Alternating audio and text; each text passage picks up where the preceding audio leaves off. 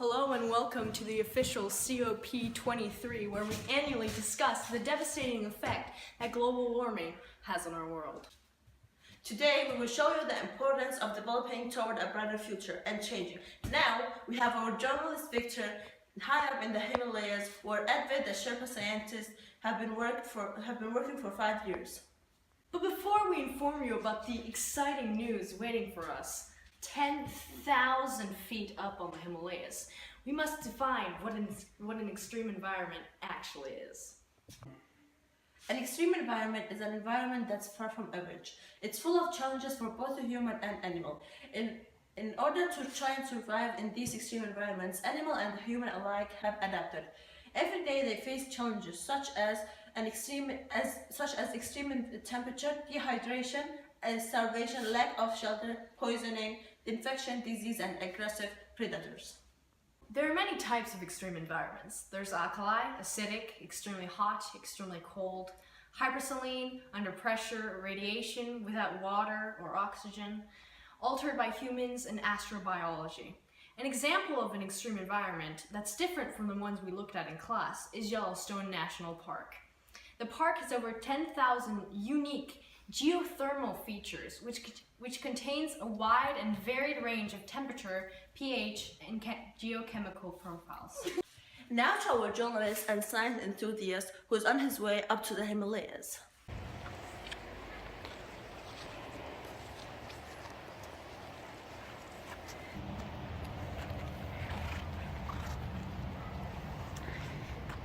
Walk out the door, you see someone that you know and they ask you how you are, and you just have to say that you're fine when you're not really fine, but you just can't get into it because they would never understand. Globalization is the process by which the world is becoming more and more interconnected due to trade and cultural exchange, particularly more in the 20th century. Globalization has both a negative and positive impacts in environments, though the negative ones are the most prominent. Indeed, Victor. An effect and cause of environmental damage is climate change, and globalization plays a big part in this.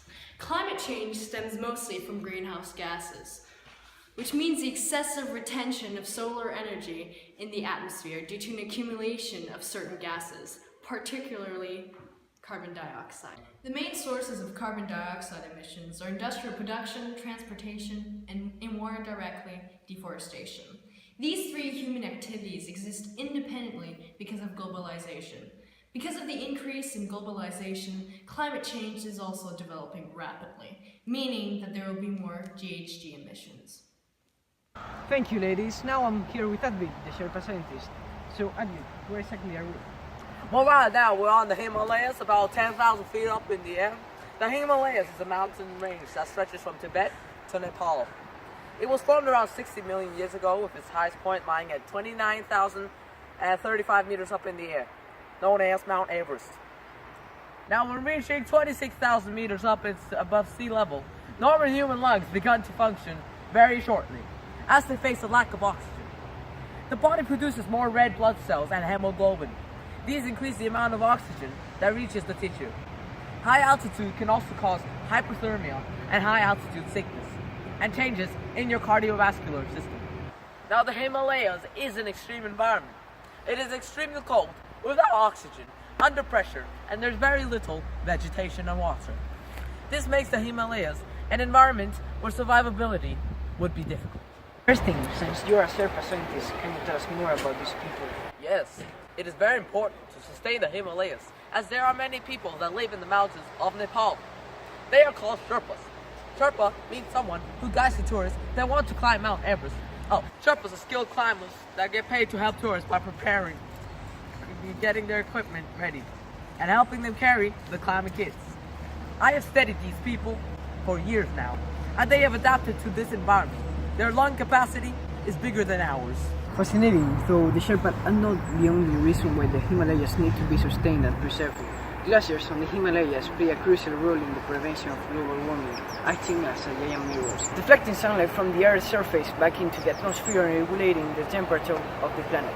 Runoff from glacier melting forms rivers that people around the world depend on for fresh water. But globalization is affecting climate change, which leads to the rise of the temperature.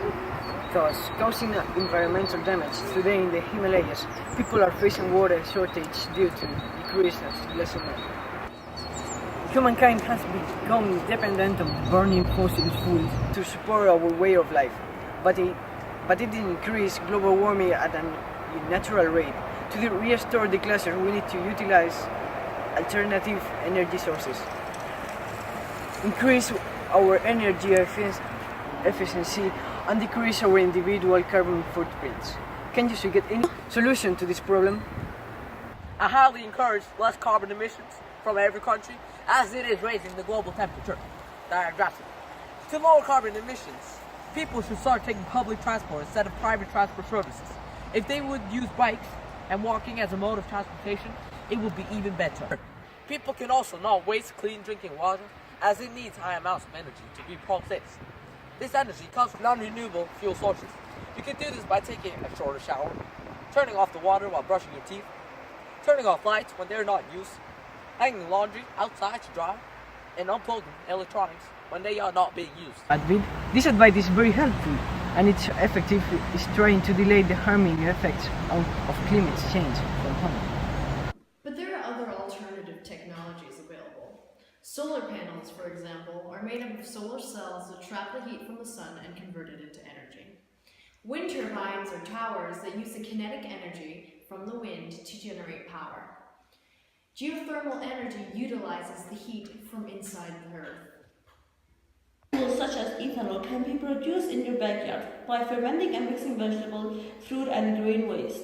Ethanol is used to make biodiesel fuel, a clean burning fuel for diesel engines. Electric cars are battery powered instead of relying on the highly polluting internal combustion engine. Hydrogen fuel cells are being developed for these batteries.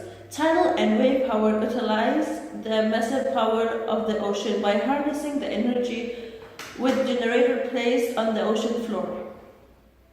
Today's episode. Don't forget to subscribe And click the like button and the little notification so you know when we upload next. if you want.